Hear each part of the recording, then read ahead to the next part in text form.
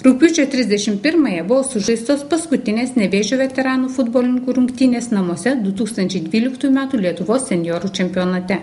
Varžybos prasidėjo labai atsargiai ir žaidimas vyko daugiausia aikštės viduryje, todėl pirmasis kėlinys baigėsi nerezultatyviomis lygiosiomis 0-0. Dabar antrą ratą, mes jau įpusėjom, tai Širvintose pergalė buvo, paskui namuose Sutera pergalė, dabar mes einam taip, gerin vis ir šiandieną kol kas po pirmo kėlinio su Panevėžiu 0-0, tai rezultatas gan neblogas yra, mums labai stenkina, sunku sakyti, dar antras kėlinys, tai kas gali būti dar, bet kol kas šiam kėliniui yra labai gerai. Kaip komanda? Viskas normaliai pasipildė, ir Martynas Vignevičius gavo po traumų, Andrius dasidėjo, Urbšys, šiek tiek, yra viskas tvarkoja, komplektacija gan nebloga. Ko tikite sezono pabaigoje? Tikimės tos kitos vietos, kažkaip neplanavom jos, bet dabar matom, kad mes galim pasiekti 4. vietą, kur būtų dalyvavimas su Žemaitijos zonos, tas atkrintamos vadinamas, dėl medalio nepakovosim, trečios mes praškai negalim paimti niekaip, tai bent jau 4 kabinsimės. Deja, antrasis kėlinys buvo labai nesėkmingas aikštės šeimininkams. Praleisti net 4 įvarčiai po gynėjų ir vertininko klaidų iš aikštės pašalinus Vitalijų Jurevičių. Tad svajonė pakovoti dėl aukštesnės vietos turnyrinėje lentelėje Nevėžio veteranai paliko kitam sezonui. Tai kas po pirmo kėlinio buvo lyg ir viskas tvarkojo, antram kėlinį, ko labiausiai bijom, kad nesistoti, nepadaryti klaidos vienos kitos, o tas ir įvyko. Brangiai kainavo? Labai. Iš tikrųjų, tai ne tiek, kad ten 4-0 baigėsi, bet, mums ir tas 1-0 ar ten 2-0 buvo mums labai blogai.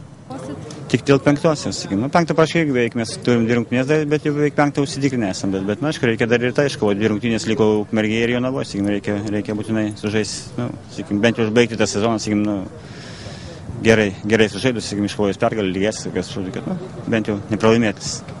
Sudėtingi varžovai laukia? Šiaip Ukmergė, tai mums kaip ir paranki komanda, kitą trečiąjį mažiau Ukmergė, o paskiau lieka Jonava. Su Jonava mes visą laiką, nebūna, kad ten jie labai mūsų kažką triuškintų, bet su jais visada būna sunku, ten vėlgi, gali būti ir vienaip ir kitaip. Kaip vertina šios dienos varžybas? Teigiamai vertina, rezultatas geras, pasižaidėm, traumų kaip ir negavom. Mums pergalė gerai, Kėdainiam aišku blogai. Leido žaisti, imšėm 4 įvarčius, tam viską pasakyta. Mes savo taškus iškovojom ir mums lentelė tikrai yra gera, kadangi mes užsitikrinam 4. vietą.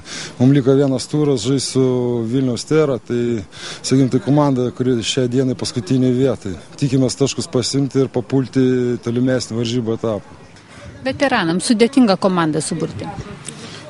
Žinokit, kaip suburt gal nėra sudėtinga, bet veteranų sportas, finansų yra sunku. Vis tiek, kaip bebūtų išvykas, varžybos, viskas kainuoja. O, tame tarpe, kur veteranai žaidžia, dažniausiai yra taip, kad žmonės neturi lėšų. Užtat yra didžiausia problema suburt tos žmonės, kurie norėtų žaisti. Tai čia yra didžiausia problema gal finansavimas.